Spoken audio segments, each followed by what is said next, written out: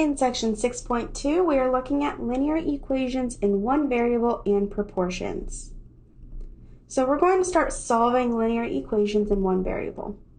The definition of a linear equation is a linear equation in one variable x is an equation that can be written in the form ax plus b equals 0, where a and b are real numbers and a is not equal to 0. So what that means is that we have to have an x term. Just x to the first has to be involved for this to be a linear equation in one variable. An example of a linear equation in one variable is 4x plus 12 equals 0. Solving an equation in x involves determining all values of x that result in a true statement when substituted into the equation. Such values are solutions or roots. They mean the exact same thing, just two different words. For example, substitute -3 for x and 4x plus 12 equals 0.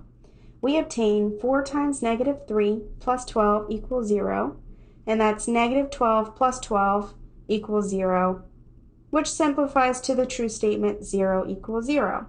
Thus, -3 is a solution of the equation.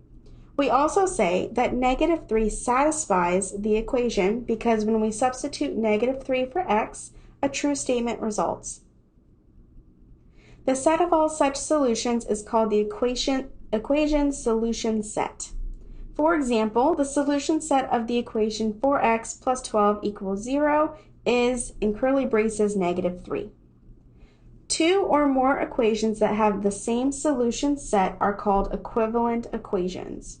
For example, the equations 4x plus 12 equals 0, 4x equals -12, and x equals -3 are equivalent equations because the solution set for each is the set of -3.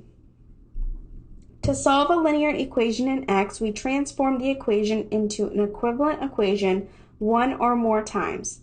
Our final equivalent equation should be of the form x is equal to a number. The solution set of the equation is the set consisting of the number. To generate equivalent equations, we will use the following properties. The first is the addition property of equality. The same number or algebraic expression may be added to both sides of the equation without changing this equation's solution set. So I can add or subtract the same number on both sides and it doesn't change my equation. So what I do to one side, I have to do to the other. The same thing goes for multiplication. The same non-zero real number may multiply both sides of the equation without changing the equation's solution set. So A equals B is still the same as AC equals BC. So the main idea when we're solving for algebraic equations is what I do to one side, I have to do to the other. Now, because subtraction is defined in terms of addition, the addition property also lets us subtract the same number, and the same thing goes for division because we can write that in terms of multiplication. So I can add the same number to both sides, I can subtract the same number to both sides, I can multiply the same number on both sides, and I can divide by the same number on both sides. As long as I do it to both sides, I can do any of the 4 operations that I want to. So for example, if I have x minus 3 equals 8, I want to move the 3 to the other side.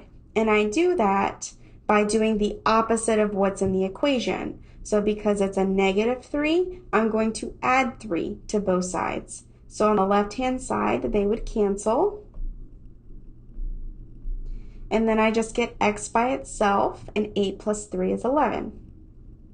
Same thing goes for x plus 7 equals -15. I want to get x by itself, and so I do the opposite of what's in the equation, which is a plus 7, and I will make it now -7, so that they will cancel on the left, and then we get x equals -22. If I have 6x equals 30, this is really 6 times x, and so to undo the multiplication, I'm going to divide both sides by 6, and they will cancel on the left, and we get that x is equal to 5. If I have x over 5 equals 9, because I'm dividing by 5, I want to multiply by 5 on both sides so that they cancel, and we get that x equals 45. So the idea is always to do the opposite of what's present in the equation so that you can get rid of it on one side and get x by itself. So let's go ahead and try example number 1. We have 2x plus 3 equals 17. Normally we deal with the multiplication and division first, but when we're solving, we want to think in the opposite direction. We want to add or subtract first and then multiply and divide. So my equation is 2x plus 3 equals 17. So the first thing I want to do is get rid of that plus 3. And so I do that by subtracting 3 from both sides.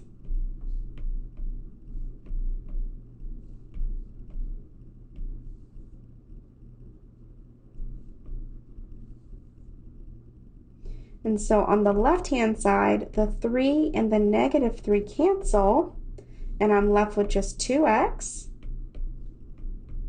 And 17 minus 3 is 14. Now 2x is 2 times x. So to undo multiplication, we want to divide both sides by 2.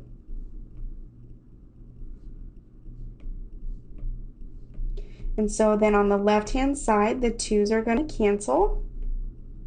I'm left with just an x, which is what the goal is. We want to have x by itself. And 14 divided by 2 is 7. And so my solution set would just be in curly braces 7. Now it tells us to solve and check. Now how would I check this? I want to check x equals 7.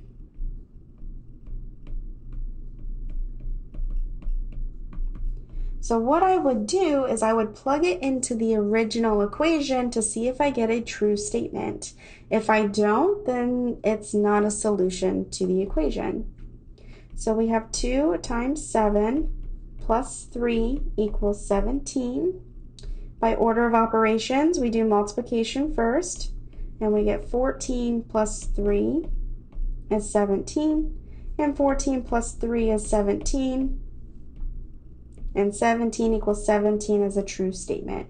So because this was the correct answer, that means that the solution we found of 7 is correct. So in general, when solving a linear equation, you will simplify the algebraic expression on each side by removing grouping symbols and combining like terms. Once you've done that, you're going to collect all variable terms on one side and all of the constants or just the numerical terms on the other. You will isolate the variable and solve, and then you can check the proposed solution in the original equation. So for example number 2, we have 2 times x minus 4 minus 5x equals negative 5.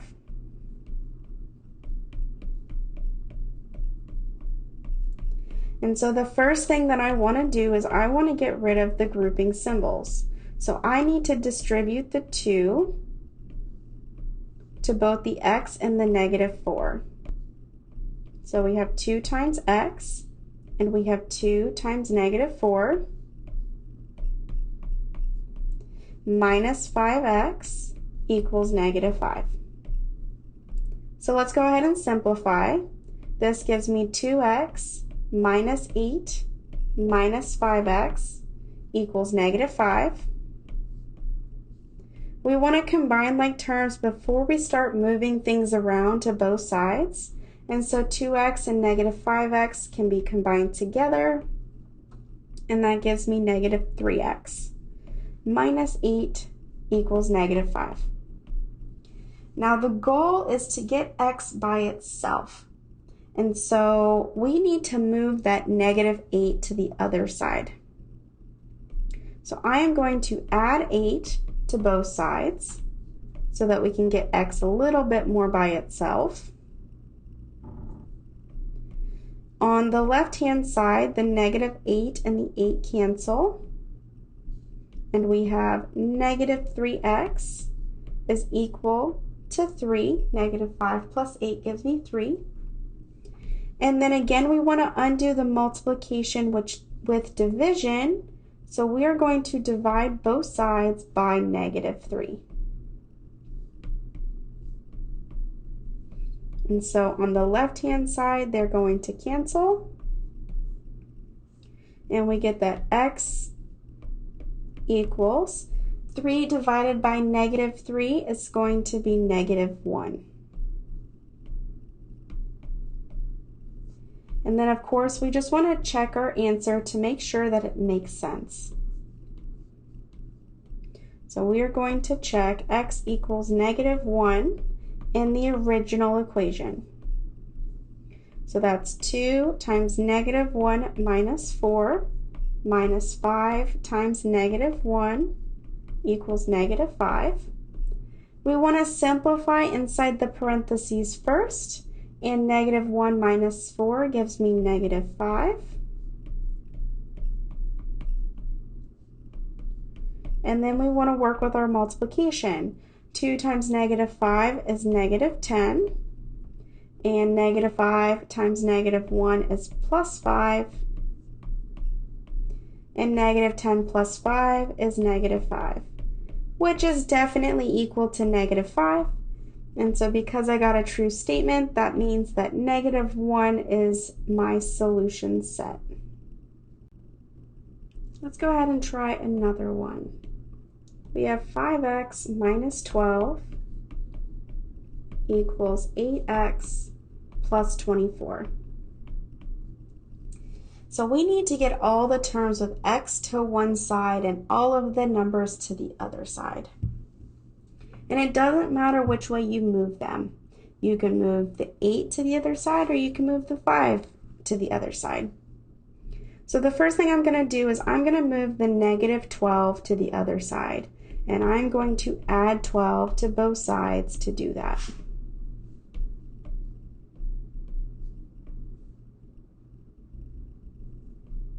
And so on the left-hand side, the negative 12 and the positive 12 cancel. We have 5x equals 8x plus 24 plus 12 is going to give me 36. And now we need to get the 8x to the other side, so all of my x's are grouped together. So I'm going to undo my positive 8x by subtracting 8x from both sides.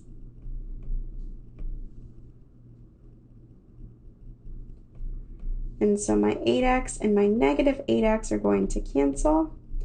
5x minus 8x is going to give me negative 3x, and this is equal to 36. And so now that I'm here, we just need to undo the multiplication between negative 3 and x. And so we're going to divide both sides by negative 3.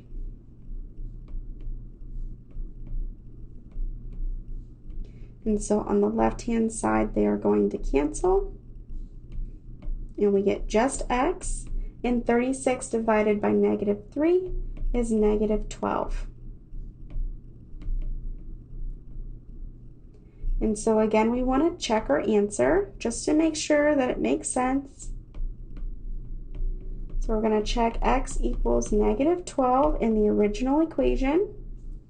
We have 5 times negative 12 minus 12 equals 8 times negative 12 plus 24. So order of operations, we want to do multiplication first. 5 times negative 12 is negative 60. And 8 times negative 12 is negative 96. And negative 60 minus 12 is negative 72. And negative 96 plus 24 is negative 72. And this is definitely a true statement. And so that means x equals negative 12 was the correct solution. And let's go ahead and try a little bit of a harder one. We have 2 times x minus 3 minus 17 equals 13 minus 3 times x plus 2. So the first thing we need to do is get rid of the parentheses. So we are going to distribute the 2 on the left-hand side, and we are going to distribute the -3 on the right-hand side.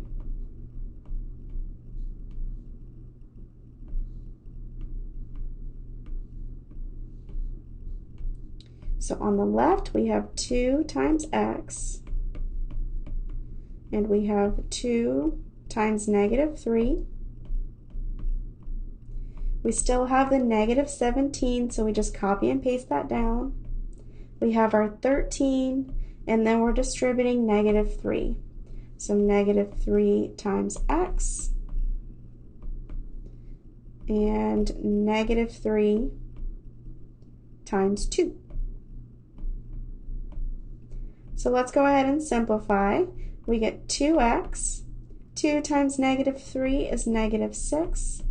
Minus 17 equals 13 minus 3x and minus 6. So let's go ahead and combine like terms. We have some on both sides. We have a -6 and a -17 on the left, and we also have a 13 and a -6. So on the left, we end up with 2x minus 23. And on the right, we have -3x plus 7. Now that we've simplified this, we can just combine we can move all of the x's to the left-hand side and all of the constants to the other. So I am going to add 3x to both sides so that we can get our x's together.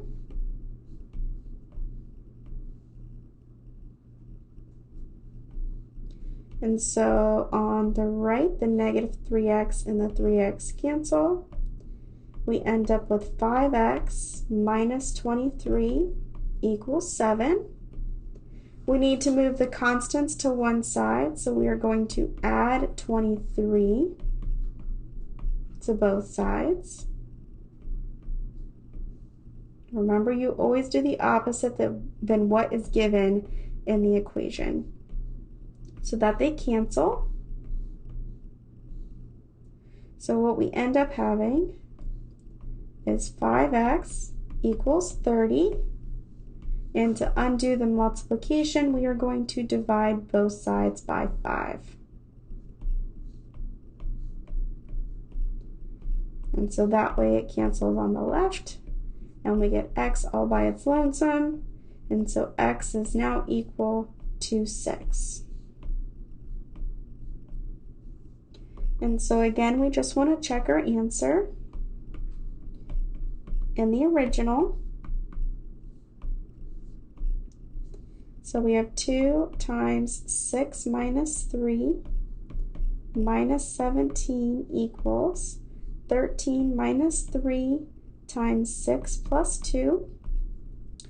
We're going to simplify our sets of parentheses first.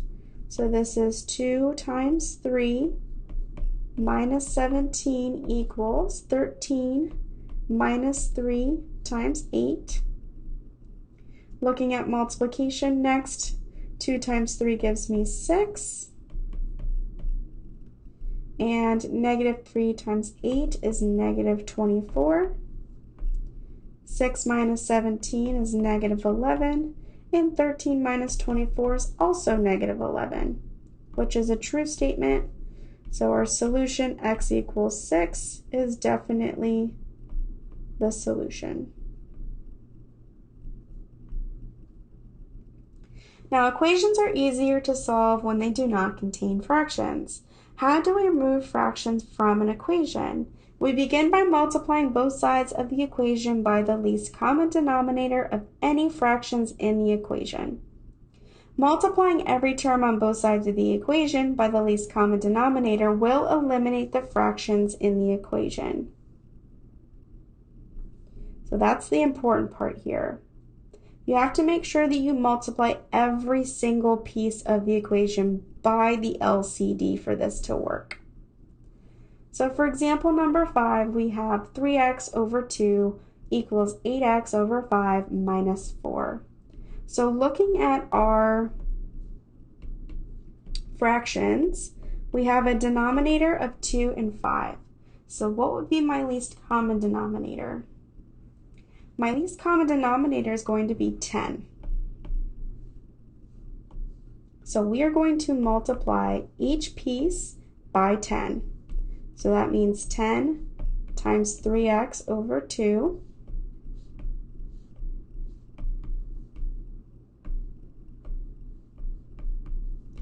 that's 10 times 8x over 5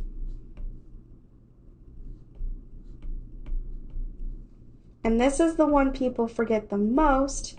That's 10 times that 4 as well. It's not just the fractions, it's even the constant terms that don't have fractions.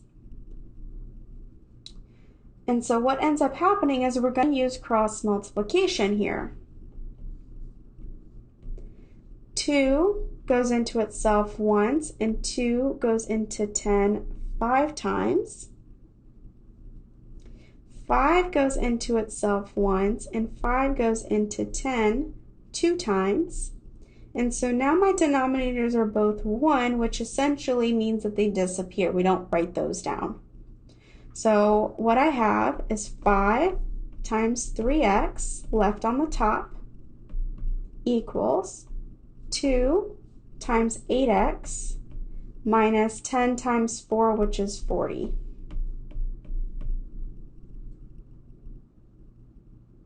Which this is a lot easier to solve than what we started with.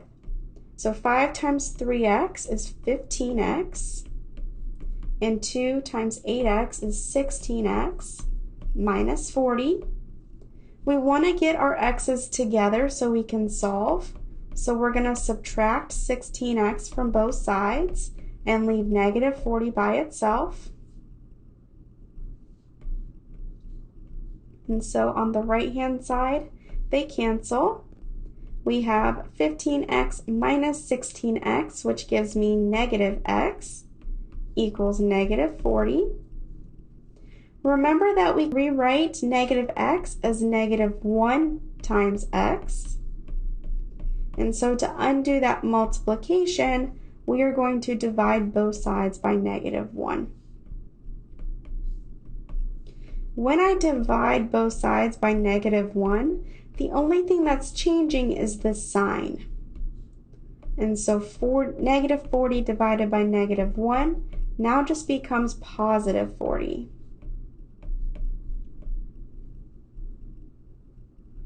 And so then we want to check our answer.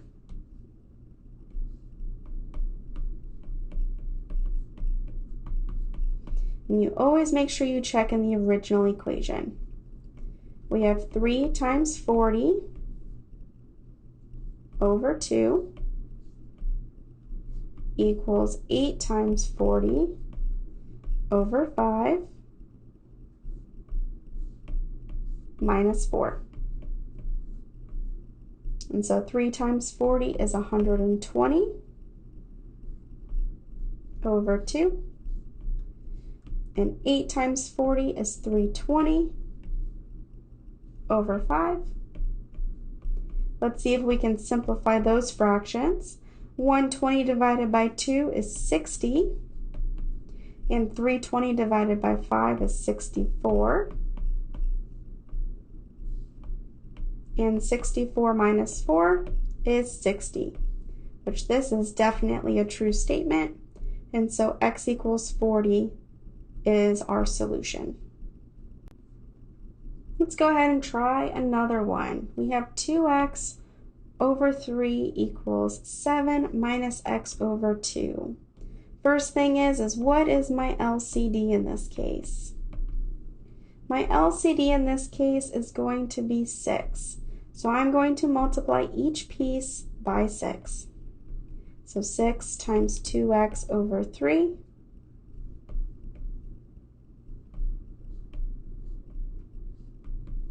I have 6 times 7.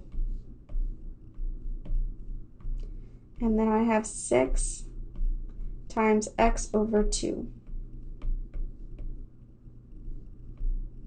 And so now we want to simplify with our cross multiplication. 3 goes into itself once, and 3 goes into 6 2 times.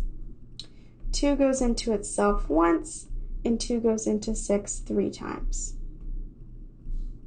And so what I have left over is 2 times 2x equals 6 times 7 is 42, and then we have minus 3 times x, or just negative 3x.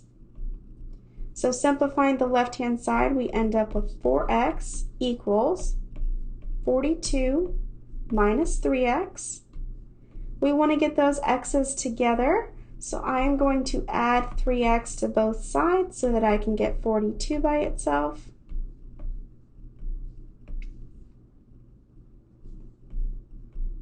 And so they end up canceling on the right. We get 4x plus 3x, which is 7x, equals 42. And the last step is to undo that division, undo the multiplication with division and divide both sides by 7 so that it cancels. I get x by itself. And 42 over 7 is 6.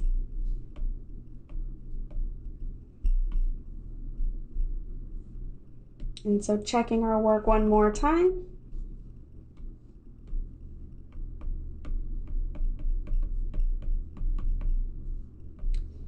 We get 2 times 6 over 3 equals 7 minus 6 over 2.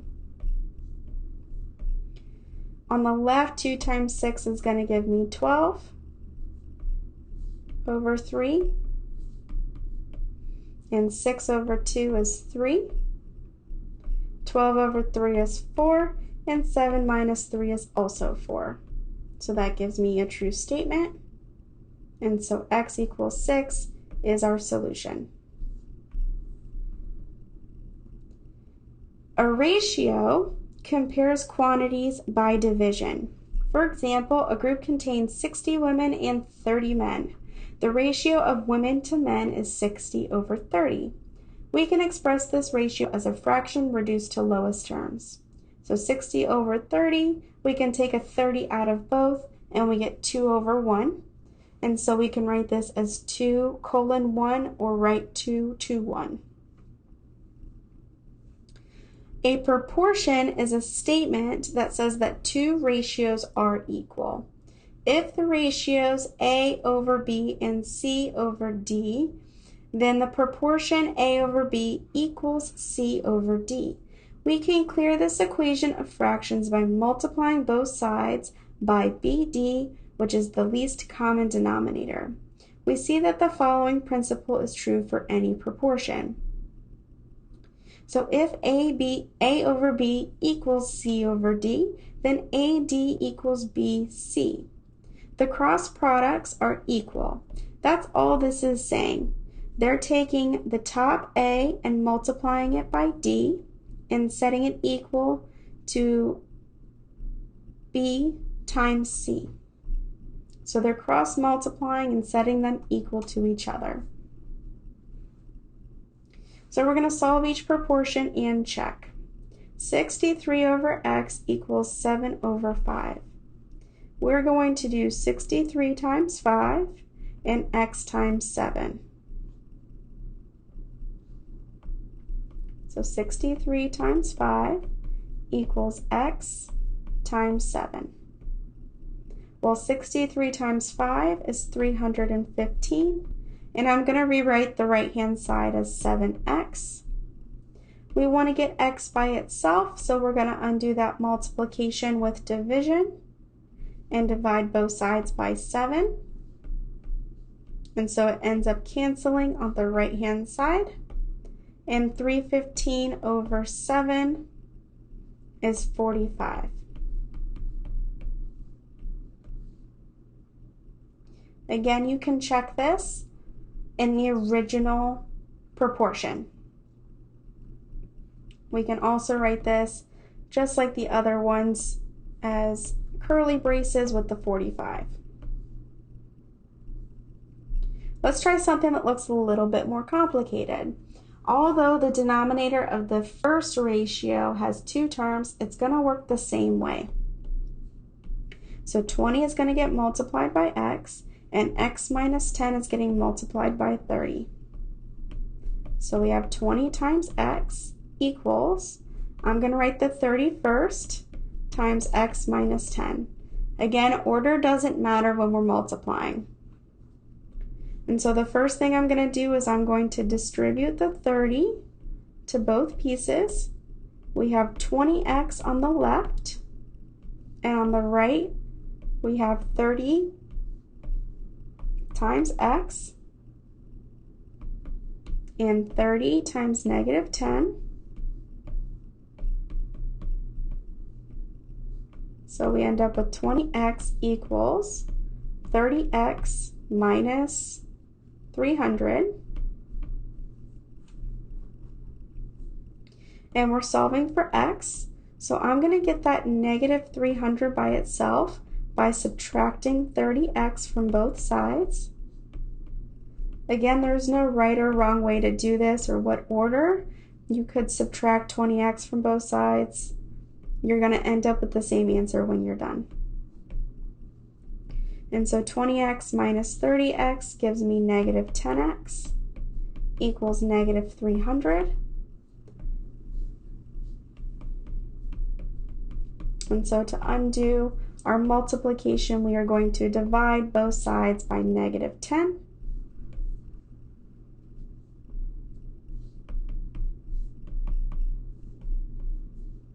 And so this ends up canceling.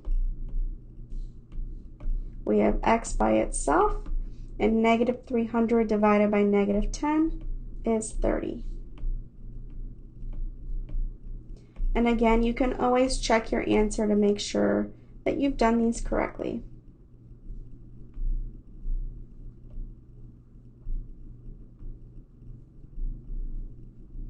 Now, what about equations that have no solution or infinitely many solutions?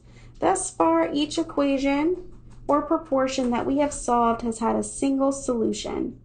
However, some equations are not true for even one real number, and by contrast, other equations are true for all real numbers. If you attempt to solve an equation with no solution, you will eliminate the variable and obtain a false statement such as 2 equals 5. If you attempt to solve an equation that is true for every real number, you will eliminate the variable and obtain a true statement, such as 4 equals 4. So the difference between these two is one gives you a true statement and one gives you a false statement. But in both cases, you will eliminate the variable. And so what that means is that your variables will completely disappear and you will only be working with regular numbers. One gives you a false statement, which means there is no solution. The other one gives you a true statement, which means it's true for every real number. So let's try two of these.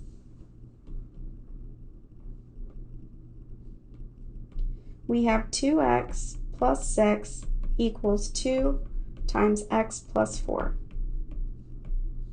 So the first thing I'm doing is I'm going to distribute the 2 to both pieces. So we have 2 times x, and we have 2 times 4. So when I simplify, I have 2x plus 6 equals 2x plus 8. We want to get our x's together, so we are going to subtract 2x from both sides. But what ends up happening is it cancels on the left and it cancels on the right. And so what I'm left with is 6 equals 8, which is not a true statement. That is definitely false. And so because my variables completely disappeared and I got a false statement, that means there is no solution to this equation. You will not find anything that when you plug it in, you get a true statement. And let's go ahead and try one more. We have 4x plus 6 equals 6 times x plus 1 minus 2x. The first step is to get rid of those parentheses. So we're going to distribute the 6. So we have 6 times x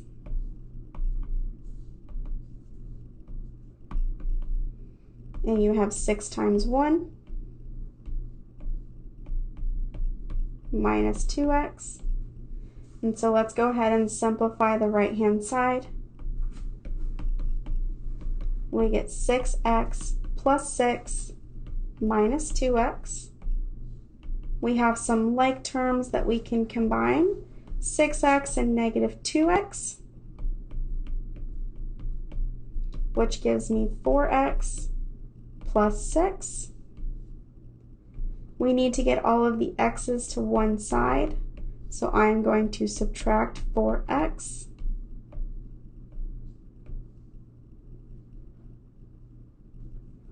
But again, what ends up happening is that it cancels on the left and the right. And so what I have left over is that 6 is equal to 6, which is definitely a true statement. And so that means there's infinitely many solutions.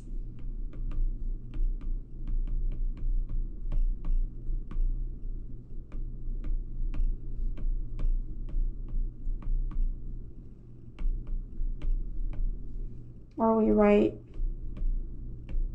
all real numbers.